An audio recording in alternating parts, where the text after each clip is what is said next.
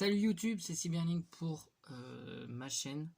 Donc j'espère que vous allez bien aujourd'hui. Donc pas de deck profile via Edo Pros pour cette semaine parce que je prépare un deck Time Lord, un deck profile pour Time Lord.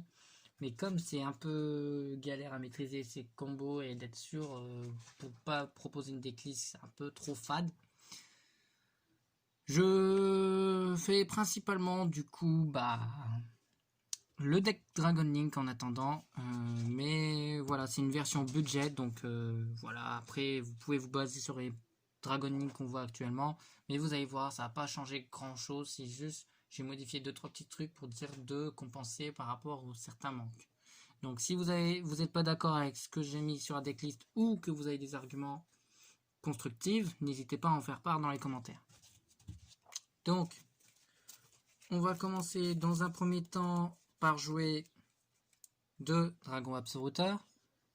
Donc je vais expliquer vite fait les effets. Donc un Dragon Absoluteur, quand il est envoyé au cimetière, il va pouvoir d'aller tuto un monstre roquette depuis le deck à la main. Et on peut l'invoquer spé si on contrôle un monstre roquette. Traceur roquette, en effet rapide, on peut cibler une carte face recto, on le détruit et on invoque spé un monstre roquette autre que Traceur roquette depuis le deck. Et on pourra le faire qu'une fois par tour. En revanche, on pourra invoquer que des darks jusqu'à la fin du tour, depuis l'extra. 2 argent roquettes. Donc les argent roquettes, il est ciblé par un monstre lien, par l'effet d'un monstre lien. On va le détruire et regarder l'extra adverse de l'adversaire. Et on va bannir une carte parmi ces cartes.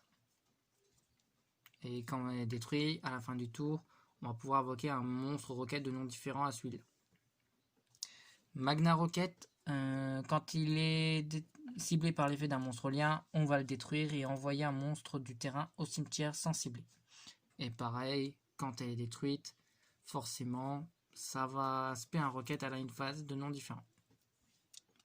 Rechargeur roquette, donc lui, si un ou plusieurs monstres ténèbres ont été détruits alors qu'ils étaient invoqués spé depuis l'extra deck, eh bien, on va pouvoir envoyer cette carte depuis la main ou terrain au cimetière, cibler un monstre détruit et invoquer spécialement un monstre ténèbre du cimetière de nom différent d'origine, enfin de nom d'origine différent du monstre qui a été ciblé. Roquette synchronique, quand il est invoqué normalement, il va pouvoir invoquer un monstre dragon de niveau 5 ténèbres depuis le cimetière, mais il est détruit à une phase et ses effets sont annulés. Et il n'a pas l'effet que quand il est détruit, il se perd un autre roquette, qui est comme le traceur. Ce sont les seuls 2 roquettes qui ont cette contrainte. Donc en roquette, dans les monstres, je joue que ça. En Extender Dragon, j'ai joué un Darkness Metal, donc qui va nous permettre de Special Summon on Spare Turn un monstre dragon depuis le cimetière ou la main, et il se peut s'invoquer spé en bannissant un monstre dragon qui est sur le terrain. Galactic Spiral, parce que si on contrôle 2 monstres dragon lumière et ou ténèbres, on l'invoque spé depuis la main et ou cimetière, mais on le bannit quand il quittera le terrain, sauf s'il est utilisé pour un matériel X6. Et une fois par tour, pendant la même phase, on va pouvoir mettre les niveaux de tous les monstres sur notre terrain à 8. Légionnaire, dragon du chaos, vu qu'on n'a que des monstres ténèbres, dans notre cimetière, on va l'invoquer spé et on va faire du -1 dans la main adverse. Tempest, donc toujours utile pour les matos, pour les links, qui s'invoque spé depuis la main et ou cimetière si on bannit 2 monstres dragons depuis notre terrain, main et ou cimetière, mais il se renvoie à notre main à la prochaine phase, mais généralement on l'utilise pendant le même tour où on l'invoque, donc inutile. Ensuite on va jouer 3 gateways. Quand il est invoqué normalement ou spécialement, on peut invoquer spécialement un monstre dragon de niveau 4 ténèbres depuis notre main, enfin niveau 4 maximum, et il peut s'invoquer spé depuis la main si on contrôle un monstre lien. Après, dragon blanc, destruire et noir et fond serpent la base, qui s'invoquent tous les 2 mutuellement. Le blanc c'est si on bannit un dark depuis le cimetière, et le noir c'est quand on bannit un light du cimetière. Après, il y a Omnibrotor. Quand il est invoqué spécialement, on va pouvoir cibler un monstre sur notre terrain, nous défausser une carte et aller tutoriser une carte du même nom, enfin du même type et attribut du monstre ciblé. Donc généralement, on va cibler lui-même pour aller chercher un Dark Dragon. Ça, c'est tout ce que je joue en support dragon. Ensuite, en end-trap, 3 haches, 2 veilers et 2 drolls. En sachant que sur ma decklist que je jouais sur Edo Pro, j'avais oublié le rocket synchronique. Donc j'ai joué 3 veilers et pas de rocket synchronique. Mais là, j'ai vu que parfois j'ai besoin de rocket synchronique. Donc je préfère mettre 2 veilers et rocket synchrone. Donc un ratio, même si c'est pas suffisant dans un deck méta actuel, c'est déjà pas mal, j'ai envie de dire. En magie piège, je vais jouer 2 lancements rapides, enfin 2 lancements secteur bot, pardon.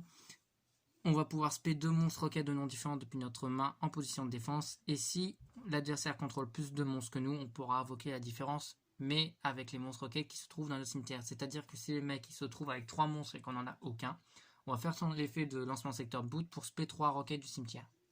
Et ça, c'est génial. 3 lancements rapides pour invoquer les roquettes depuis le deck en effet rapide, c'est génial. 2 Dragarn de l'héritage du monde. Ça, quand elle est activée, ça se paie gratuitement à un niveau 4 dragon depuis le cimetière, donc pour les Garde Dragon. Et une fois par tour, on va cibler un monstre sur le terrain et le déplacer dans la zone main à l'endroit où on le souhaite. Succession de l'héritage du monde pour spé dans une zone pointée d'un monstre lien. Ravin des dragons, discard pour foolish, généralement. Sanctuaire du dragon, pour foolish généralement ce qu'on a besoin. Et quand on n'a pas assez, sacrifice inutile, pareil pour foolish. Appelé par la tombe, c'est peut-être limité à 1, mais c'est toujours utile. Et bien évidemment, Monster Reborn. C'est toujours gratuit, ça aide de plusieurs situations. On a fini à la main deck, je suis à 40, bien évidemment. On va passer maintenant à l'extra deck. Donc déjà, Striker Dragon, qui va nous permettre d'ajouter lancement secteur de bot à notre main quand elle est invoquée par lien. Et aussi, on va cibler un monstre sur le terrain, le détruire et rajouter un monstre roquette de notre cimetière à notre main. Le combo LP PC, quand un monstre... généralement, quand on a un peu un monstre lien, que vous verrez par la suite, les liens 2 qu'on va jouer, et de toute façon, généralement, vous savez, je pense que les joueurs de Dragon League vont savoir. Mais en gros, quand les Dragons, il dit généralement quand 2 monstres liens pointent un seul et unique emplacement, on va pouvoir invoquer du coup avec LP un monstre dragon depuis notre main ou notre deck dans la zone concernée. Et Pisty, ça va être un monstre dragon du cimetière ou banni. Et ça peut nous accélérer dans des trucs assez puissants. Donc généralement, on va chercher Brotor avec LP. D'ailleurs, Romulus, voilà. Donc c'est le premier monstre lien 2 qu'on va invoquer. Parce qu'il va nous chercher le terrain et puis ça va nous faire le foolish et ça va nous permettre de faire des trucs un peu potables, on va dire. Saut hiératique des sphères divines, ça, quand elle est invoquée dans la zone extra, pendant le tour adverse, on va pouvoir le sacrifier, renvoyer un monstre adverse à la main. Et si elle est sacrifiée, on va pouvoir invoquer un dragon depuis le deck, mais il aura 0 d'attaque et de défense. Dragon dérangereux. Donc lui, c'est plus... des fois, il y a des situations où on a besoin de dérangereux. Donc une fois par tour durant une phase de l'adversaire, on peut cibler un monstre en position d'attaque que l'adversaire contrôle, qui n'a pas déclaré d'attaque justement, et on le détruit, et si on fait, on affiche des dégâts égaux à l'attaque du monstre détruit. Donc cet effet, on le fait pas très souvent, voire jamais, j'ai envie de te dire. Et si un ou plusieurs monstres roquettes sont invoqués spécialement sur le terrain, on peut l'invoquer depuis notre cimetière, sauf quand c'est dans la damage step bien sûr. Et on peut invoquer spécialement, et elle sera bannie pareil quand elle quittera le terrain. Triple burst, pareil, bon. Généralement, c'est juste pour au cas où, si on n'arrive pas à faire nos combos de Dragard et qu'on a LP, voilà. Et sinon, en effet rapide, pendant la battle phase, on va pouvoir annuler l'effet d'une carte, sans détruire. Et aussi, dans le tour après qu'elle a été invoquée, on va pouvoir le sacrifier et invoquer un monstre de lien 2 dans le cimetière et invoquer SP. Pas grande utilité actuellement, mais on s'en sert plus pour ces zones. Saryuja, moteur de pioche, gros buffer. Parce que déjà, si on utilise minimum 2 monstres pour l'invoquer, les monstres invoqués dans sa zone pointée gagneront 300 d'attaque et de défense. Si il y a minimum 3 monstres invoqués, 3 monstres qui ont utilisé à l'invoquer, on va pouvoir spé un monstre dans sa zone pointée. Et si on utilise 4, on va piocher 4 cartes et renvoyer 3 cartes de notre main au-dessous du deck dans l'ordre de notre choix. Abomination désenchaînée que j'ai craqué dans la vidéo de la Team Raiders de la Team Box. Enfin, dans la Team Box que j'ai ouvert dans la chaîne de la team. Donc, en gros, si un ou plusieurs cartes sur le terrain sont détruits par les effets de cartes, sauf dans la damage step, bien évidemment, on va cibler une carte sur le terrain et la détruire. Et puis, si un monstre est détruit, et on va cibler une carte sur le terrain et détruire. Et durant une phase, pareil, on cible une carte sur le terrain, on détruit. Donc, c'est que des effets de destruction, donc...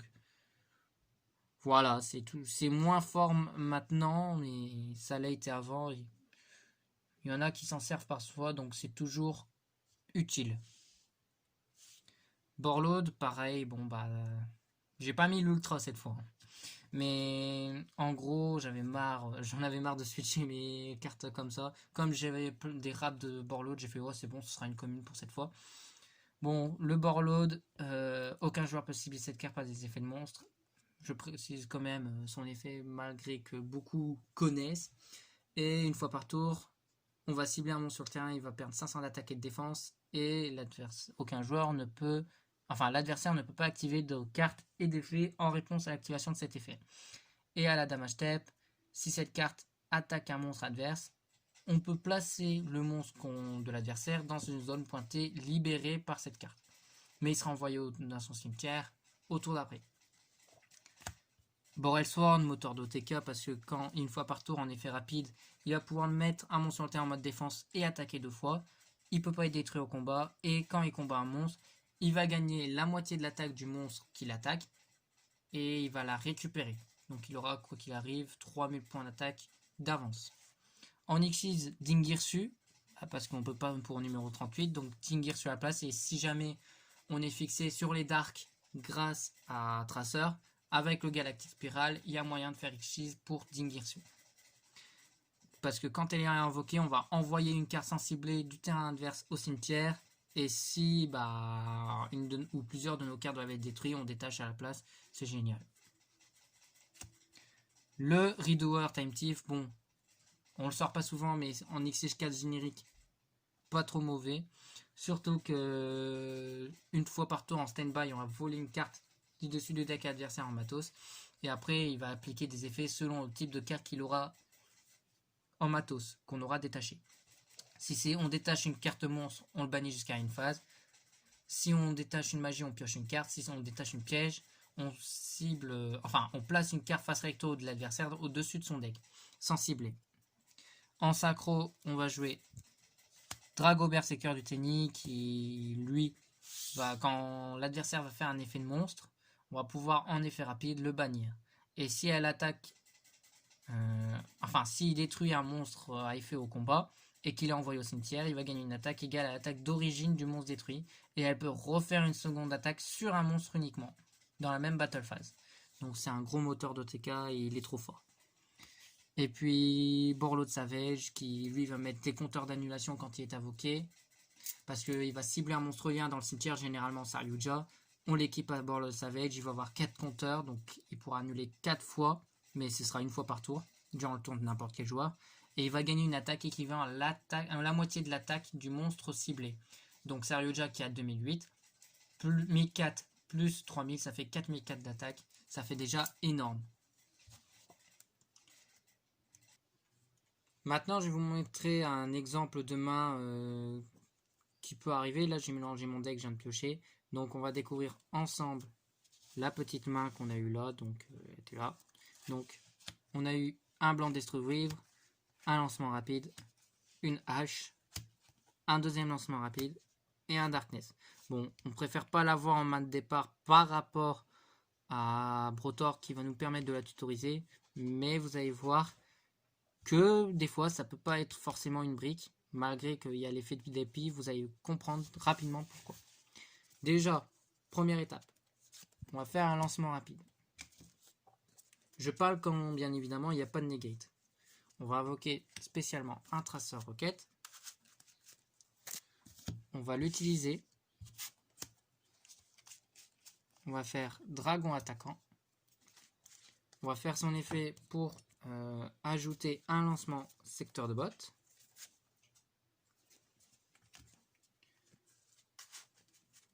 On va pas faire l'effet de dragon attaquant pour le péter et récupérer le rocket, bien évidemment, tout de suite. On va faire un deuxième lancement rapide. On va spé argent rocket.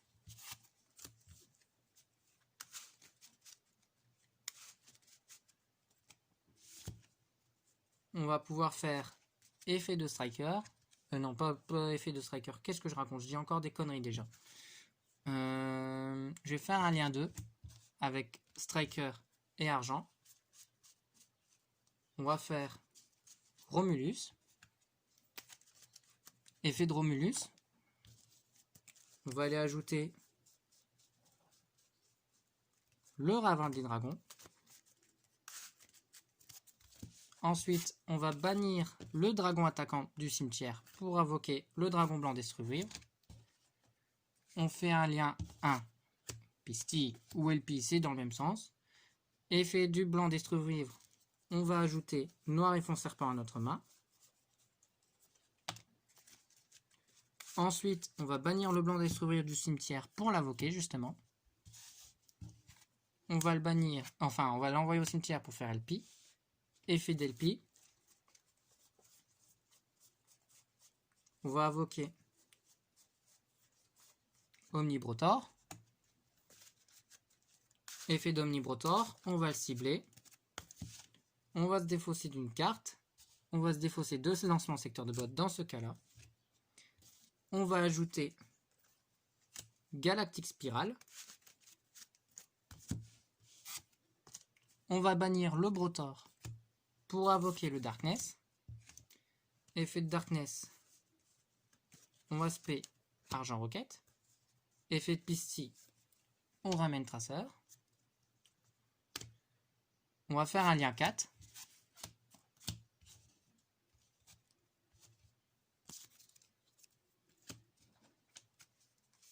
On va faire Saryuja. Effet de Saryuja, on pioche 4 cartes. 3, 4. On a chopé Sanctuaire du Dragon, Sacrifice Inutile, Gateway et Droll. Donc, avec ce qu'on a en main, on va pouvoir renvoyer Sanctuaire ou Foolish, c'est selon vos choix. Ou pas du tout. On peut faire la technique du double Foolish, mais comme on a 20 des dragons, c'est inutile. Mais je pense que de toute façon, c'est mieux dans cette situation-là. Je viens seulement d'y penser, mais je préfère garder. J'ai un gros doute là. Non, c'est bon. Je vais faire Sanctuaire du Dragon. Je vais renvoyer Ravin. Je vais dire pourquoi. Et passerelle. On a 2 monstres Dark sur notre terrain. On va spé le Galactic Spiral.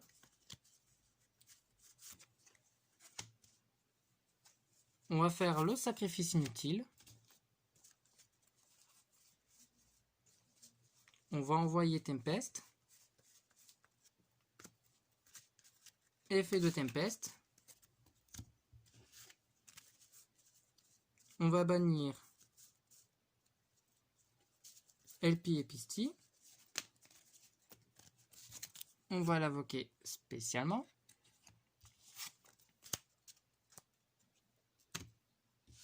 Ensuite, on va